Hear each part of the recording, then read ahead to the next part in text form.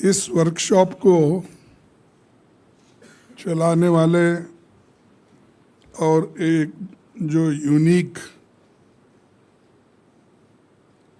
Idea है इसको अनुष्ठान में लाने के लिए जो लोग कोशिश कर रहे हैं, इसके बारे में मैं परसों जब राजीव जी मुझे मिले थे और उसका डिटेल उन्होंने प्रोग्राम भेजा था, ये लीडरशिप मिशन का क्या उद्देश्य है और इसको किस ढंग से वो लोग चला रहे हैं, तो ये सारी चीज़ें उन्होंने बताई। तब मैं उनको ये कहा, ये सिर्फ ऐसा नहीं होना कि सिर्फ ये 5 डिपार्टमेंट मिलके आप लोग कर रहे हैं। जब 5 डिपार्टमेंट मिलके कर रहे हैं तो अकेला नहीं चलना, सबको लेके चलना। तो इसीलिए मैं कहा कि इलेक्शन में ये ज़रूरी है कि हमारे वोट बैंक तो SC ST OBC के भी हमारे लोग हैं, माइनॉरिटीज़ के हैं। इन सब को पता लगना चाहिए कि हम एक दूसरे की मदद कर रहे हैं। एक दूसरे को छोड़ के अगर करेंगे तो हम उसमें यशस्वी नहीं पाएंगे। तो मैं वही उद्देश्य से एक छोटा सा मेरा भाषण है, मैं आपके सामने वो पढ़ के सुनाऊंगा, फिर 2 बात और भी करूंगा। जैसा कि हमारे राजेश ने बताया कि उदयपुर संकल्प के बारे में और वहाँ पर जो निर्णय हुआ, और उसके बाद में जो राजू जी ने कहा कि उस निर्णय को लागू करने के लिए हमको क्या करना चाहिए, तो उसी उद्देश्य से मैं यहाँ पर आया था। हालांकि मेरा प्रोग्राम तो पहले ऐसा नहीं था, लेकिन राजू जी ने बोला कि आप आकर अपना 10-15 मिनट एक उनको अपने विचार अगर सुनाए तो ठीक रहेगा। तब मैंने इसको स्वीकार किया और मेरे जो अपॉइंटमेंट्स प्रोग्राम थे उसको पीछे डाल के इसीलिए मैं यहाँ पर आया हूँ आपके सामने। उदयपुर के कांग्रेस चिंतन शिविर में लीडरशिप डेवलपमेंट मिशन की घोषणा की गई, कई फैसले लिए गए। इस बीच में राहुल जी ने कन्याकुमारी से कश्मीर तक भारत जोड़ो यात्रा के द्वारा देश में एक नया वातावरण बनाया है। देश के प्रमुख मुद्दों को जनता की चर्चा में ला दिया है। छत्तीसगढ़ में कांग्रेस का महाधिवेशन हुआ, आप सभी को मालूम है।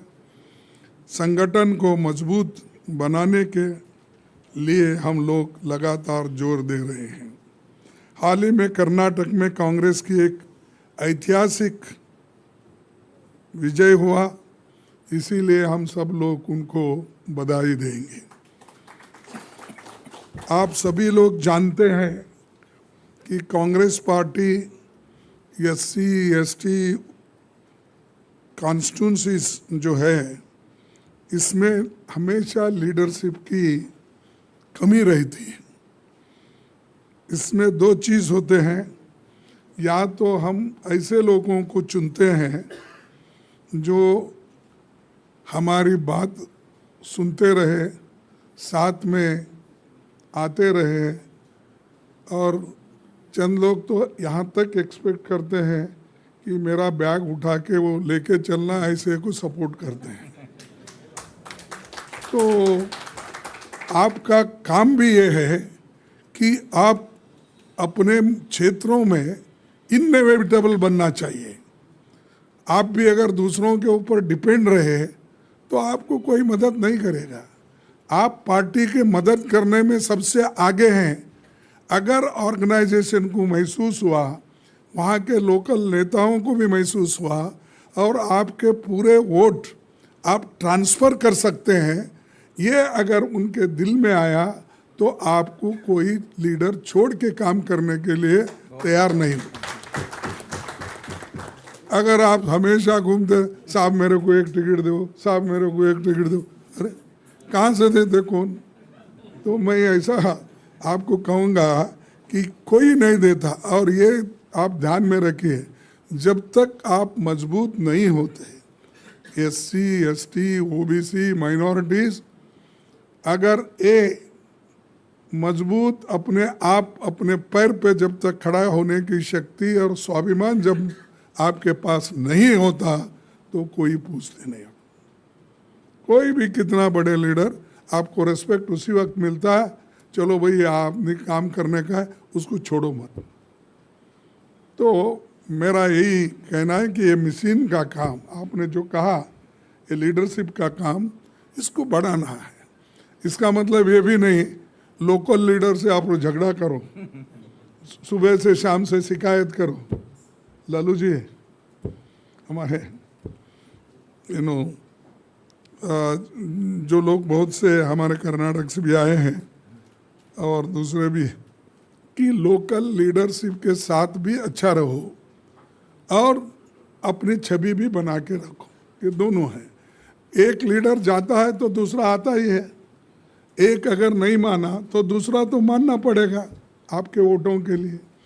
तो ये, और एक मौका जब आता है तो मैं आपसे कहूँगा, आप लोग लड़ना नहीं आपस में। आप में किसी को एक अच्छा आदमी को मिला तो सब मिलके उसको सपोर्ट करना। नहीं तो हमारे बहुत से बंधु लोग क्या करते हैं कि उसको मिला तो गिराओ, नेक्स्ट टाइम मेरे को टिकट मिलता है, तो उसको गिराने के होड़ में रहते हैं। ये नहीं होना चाहिए। अगर ये हुआ तो कभी हम कुछ भी हासिल नहीं कर सकते, फिर वो डिपेंडेंट बन के ही रहेंगे। तो ये मैं आपको इसलिए कह रहा हूँ कि बहुत से बार ऐसा होता है। हम कर्नाटक में रिसेंटली एक्सपीरियंस किए, बहुत से लोग मेरे इलेक्शन में मेरे को खिलाफ किए थे, बीजेपी से मिलकर वो हराने की कोशिश उन्होंने की, क्योंकि वहाँ पर पूरे prime minister, home minister, defence minister पूरे मेरे कॉन्स्टिट्यूंसी में भी आए थे। इस बार भी फिर बहुत उन्होंने कोशिश की, लेकिन वो जो लोग मुझे हराए, मैं उनको सारे को टिकट दिया। इसीलिए दिया, अगर 10 वोट भी चले जाएंगे, हम 10 वोट से हार सकते हैं। तो हमने उनको बोला, देखो भाई तुम तो मुझे हराए हैं और मैं दूसरी बार हारना नहीं चाहता। पहली बार हारा इसीलिए कि वो लोग मेरे हराने की कोशिश बीजेपी ने की, आरएसएस ने की। मैं हारा, तुम हरा नहीं सकते थे, लेकिन आप उनको सपोर्ट किए किसी वजह से, या कुछ कुछ होता है किसी के लिए, पद के लिए हो या केसेस रहते कुछ ना कुछ। लेकिन मैं उनको बोला, तुम मेरे को सपोर्ट नहीं किए, ठीक है, लेकिन मैं तुमको सपोर्ट करता हूँ। इसीलिए करता हूँ कि मुझे कांग्रेस को वापस लाना है, सत्ता में आना है। और सत्ता में जब तक आप नहीं आते, कोई कुछ पूछता भी नहीं। भाई 1-2 के काम होंगे, दूसरे के नहीं होंगे, लेकिन आप ये नहीं सोचना मेरे लिए क्या है, सब उसको मिला, इसको मिला। अरे भाई, हमारा जो मेन उद्देश्य है वो ये है कि देश के डेमोक्रेसी को बचाना है और देश के संविधान को बचाना है। अगर ये बच गया है तो आगे हम खेल सकते हैं, जिंदा रह सकते हैं। अब ऑक्सीजन ही नहीं है तो मर जाते हैं। तो ये कॉन्स्टिट्यूशन हमारे लिए ऑक्सीजन है, ये डेमोक्रेसी हमारे लिए ये भविष्य है। हमारे को दूसरा कोई किताब भगवान भी बहुत ये करते हैं, लेकिन हमारे को ऊपर से आशीर्वाद ही नहीं मिलता बहुत दफ़ा। फिर भी हम बोलते हैं कि मेरे को एक बात याद आई कि एक मस्जिद के पास दो लोग हमेशा ठहरते थे, और जब शुक्रवार होता था दोनों मिलके जाते थे, एक फकीर और एक साधु। दूसरे सोमवार के दिन दोनों मिलके मंदिर के पास जाते थे, तो जाके ठहर जाते थे 1 बजे ऐसा, अल्लाह के नाम पे कुछ दो, अल्लाह के नाम पे दो, हम भूखे हैं, अल्लाह के नाम पे दो बोल के। तो एक दिन 2 दिन लोग देखे और दिए। फिर बाद में रोज़ ऐसा, अरे रोज़ ऐसा ही वो लोग पुकारते हैं, फिर क्या है छोड़ दो बोले। फिर मंदिर के पास जाते थे, भगवान के नाम से कुछ दो, भगवान के नाम से ऐसा। हम खाए नहीं सोमवार, तो कुछ थोड़े दिन लोग दिए, अरे रोज़ यही आके ठहरते, इनको क्या देना है। तो एक दिन वो लोगों को अट्रैक्ट करने के लिए दोनों एक पैर पे ठहर के पुकारने लगे, अल्लाह के नाम पे दो, भगवान के नाम पे दो। तो धूप में बहुत कड़ी धूप थी, तो चक्कर आ गई, वो मोरी में गिर गए। बाजू एक मोरी थी तो गिर गए। गिरने के बाद उसकी एक की टांग टूटी, एक की हाथ टूटी। टूटने के बाद सब आजू बाजू के लोग, अरे दूध पिलाओ, वो रिक्शा लाओ, उसको बिठा लो, ये करके लोग उठाए। कोई रिक्शा में बिठा रहा है, कोई पानी पिला रहा है, कोई बोल रहा है अरे उसको दवा ले लो, के लेके वो हॉस्पिटल में एडमिट करे। तब वो दोनों बोले, अल्लाह देता भी है तो टांग तोड़ के देता है।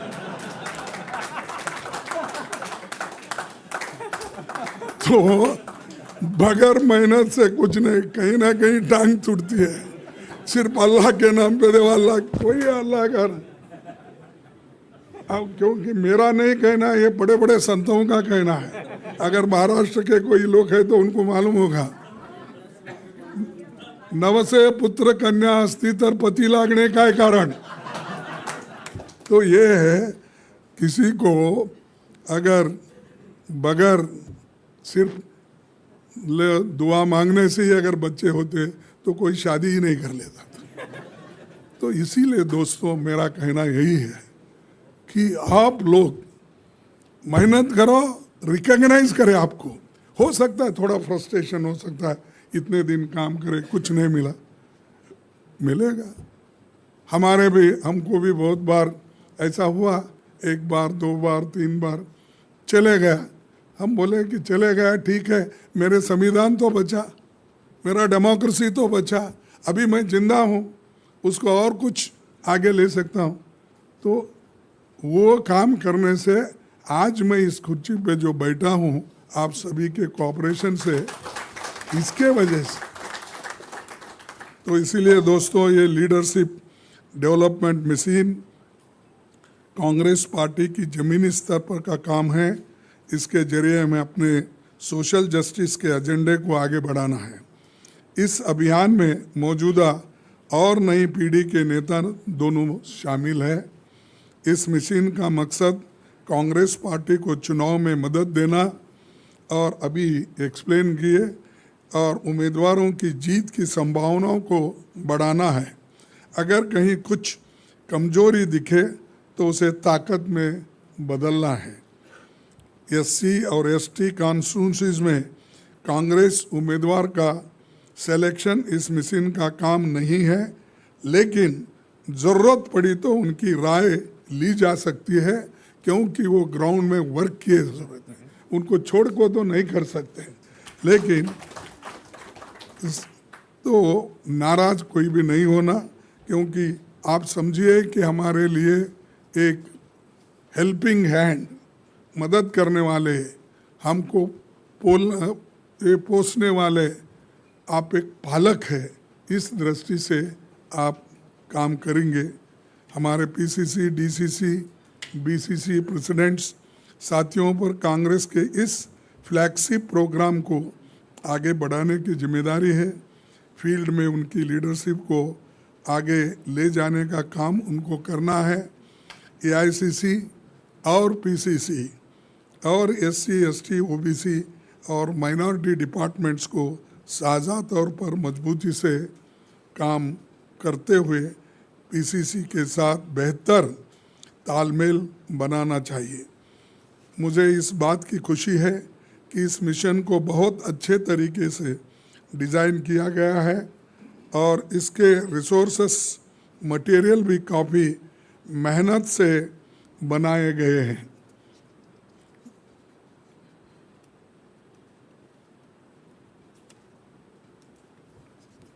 मिशन में हर पदाधिकारी की एक भूमिका और जिम्मेदारी तय की गई है। ये जानकर मुझे काफ़ी खुशी हो रही है कि हर विधानसभा सीट पर leadership development mission, assembly coordinator और सभी एससी और एसटी, ओबीसी संसदीय सीटों पर एक मिशन पार्लियामेंट में कोऑर्डिनेटर्स को नियुक्त किया गया है। साथ में पीसीसी ने डीसीसी प्रेसिडेंट्स और मिशन कोऑर्डिनेटर्स की जॉइंट ट्रेनिंग भी कराई है। इस मौके पर मैं इस मिशन में पूरी ताकत से जुटे अपने सैकड़ों विधानसभा और संसदीय कोऑर्डिनेटर्स साथियों को बधाई देना चाहता हूं। मैं आप सबको भरोसा दिलाता हूं कि आपकी सेवाओं को कांग्रेस पार्टी मान्यता देगी और राजनीति में आगे बढ़ने का मौका भी देगी। मिशन को सफलता से संचालित करने के मकसद से ये एलडीएम ऐप बनाई गई है, जिसका जिक्र इन्होंने मुझे किया, और वो ऐप यशस्वी बने, जिसका शुभारंभ आज करते हुए मैं भरोसा करता हूं कि ये संवाद को और तेज और प्रभावी बनाने में बहुत मददगार होगा। एलडीएम टीम सदस्य आसानी से इसकी मदद से एआईसीसी के नेताओं द्वारा दिए जाने वाले टास्क को एलडीएम पार्लियामेंट कोऑर्डिनेटर्स और एलडीएम टीम लीडर्स के साथ सफलता से पूरा कर सकेंगे। इस ऐप से रिपोर्ट भेजना भी आसान होगा और एलडीएम विधानसभा कोऑर्डिनेटर्स इसकी मदद से 15 दिन में सारे पहलुओं को ध्यान में रखकर अपनी रिपोर्ट बना सकेंगे। जैसे अहम फैसले, कितने लोग मीटिंग्स में शामिल हुए, कौन से विषय इसमें शामिल हो सकते हैं। इस ऐप की एक खूबी ये भी है कि इसमें ज़रूरी रिसोर्सेस मटेरियल, एआईसीसी के सर्कुलर्स और पत्र जो उनके काम के होंगे, एलडीएम टीम तक पहुंच जाएगा। इसके बहुत से फीचर्स हैं। प्रमुख सदस्यों का डाटा भी इसमें होगा, जिससे पार्टी के उम्मीदवारों के साथ उनकी प्रभावशाली लोगों तक पहुंच हो सकेगी। मौजूदा और भावी नेताओं के साथ जुड़ सकेंगे। मैं एससी, एसटी, ओबीसी और माइनॉरिटी डिपार्टमेंट्स के अध्यक्षों और फ्रंटल्स के हेड्स की उनको आह्वान करूंगा कि वो इस मिशन की निगरानी और दिशा देने के लिए अपना समय निकालें, उनका साथ दें, सहयोग करें। मैं खुद समय समय पर पीसीसी अध्यक्षों और लीडरशिप डेवलपमेंट मिशन टीम के साथ इम्प्लीमेंटेशन के काम की समीक्षा करूंगा। इसी तरह मैं एआईसीसी के महासचिवों, प्रभारियों और पीसीसी अध्यक्षों को सलाह देता हूं कि वे महीने में कम से कम एक बार लीडरशिप डेवलपमेंट मिशन के ज़मीनी कामकाज की जांच करें। कहीं कुछ दिक्कत आ रही है तो उसे दूर करने में हम मदद करेंगे। और आपको ये भी कहूँगा, ये लीडरशिप के बारे में पंडित जवाहरलाल नेहरू जी ने 1956 में उन्होंने एक बात कही थी और कांग्रेस के नेताओं का एक चिंतन बैठक यूएन ढेबर की अध्यक्षता में हुई थी। दोनों दिन तत्कालीन प्रधानमंत्री पंडित जवाहरलाल नेहरू जी मौजूद थे जब ये चिंतन सभा चल रही थी बैठक। इस बैठक में समापन भाषण में उन्होंने कहा था 1920 से 1940 के दौरान कांग्रेस संगठन में विभिन्न स्तर पर बदलाव हुए। महात्मा गांधी जी के प्रेरक नेतृत्व में कांग्रेस कार्यकर्ताओं को प्रशिक्षित किया गया, उनको अनुशासन में बांधा गया। कांग्रेस जनों ने आपसी चर्चा और संवाद के द्वारा तमाम मुद्दों का हल निकाला।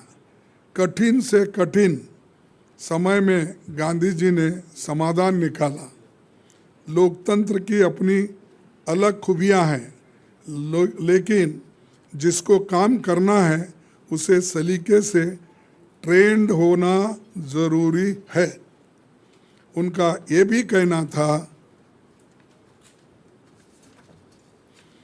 अनडिजायरेबल लोग कहीं जगह पदों के हासिल करने के लिए जोर लगाते हैं और इसका संगठन को नुकसान होता है और कांग्रेस पर ही लोकतंत्र को सफल बनाने की सबसे बड़ी जिम्मेदारी है। इसीलिए ज़रूरी है कि हम वैचारिक तौर पर मजबूत हो। गहन अध्ययन के साथ हमें अपने ज्ञान का विस्तार करना चाहिए। No party can continue to function unless it reorientates itself by making adjustments in line with the progress of events. This is said by Jawaharlal Nehru ji. He said, ये तो अनडिजायरेबल लोग भी पार्टी में आते हैं कुछ पाने के लिए, लेकिन कभी उसका संगठन को नुकसान भी होता है। ये उस वक्त कहा गया। अब हमारे लोग तो बहुत कहते हैं, लेकिन जवाहरलाल नेहरू जी ने उस वक्त ये बात कही थी जो हमारे 1956 में नरोरा कैंप में उन्होंने किया था। उसके बाद 1957 में युवा दिवस पर अपने संदेश में पंडित जवाहरलाल नेहरू जी ने कहा था, कितने ही लोग सार्वजनिक जीवन में भागते हैं जिसका अर्थ एमपी एमएलए बनना होता है। ऐसी इच्छा गलत बात नहीं है, लेकिन राजनीति का काम केवल भाषण देना या प्रस्ताव पास करना ही नहीं है। इसका काम राष्ट्र निर्माण के महान काम को पूरा करना है। सेवा के महान काम के लिए युवकों को तैयार करने के लिए ये आह्वान है। दृढ़ता के साथ हम सब लोग काम करना चाहिए। ये भी पंडित जवाहरलाल नेहरू जी ने कहा था। इसीलिए मैं ये बात आपके सामने इसलिए रख रहा हूँ कि उस वक्त भी लीडरशिप मशीन के जैसा काम करने के लिए उन्होंने आह्वान दिया था और काम उस ढंग से करवाया था। इसीलिए तो हमारी पार्टी कम से कम 134 साल से जिंदा है। अगर केडर नहीं होता तो जिंदा नहीं रहता था, लेकिन इधर हम सब लोग इधर ध्यान कम दे रहे हैं। शायद इससे हमको और मजबूती मिलेंगे और ठीक तरीके से हमारे लोग काम करेंगे। इस मिशन की सफलता के लिए मेरा पूरा सहयोग मिलेगा और मेरी हमेशा शुभकामना रहेगी। आप सबने गौर से हमारी बात सुनी, इसके लिए मैं धन्यवाद आपको देता हूँ। जय हिंद, जय कांग्रेस।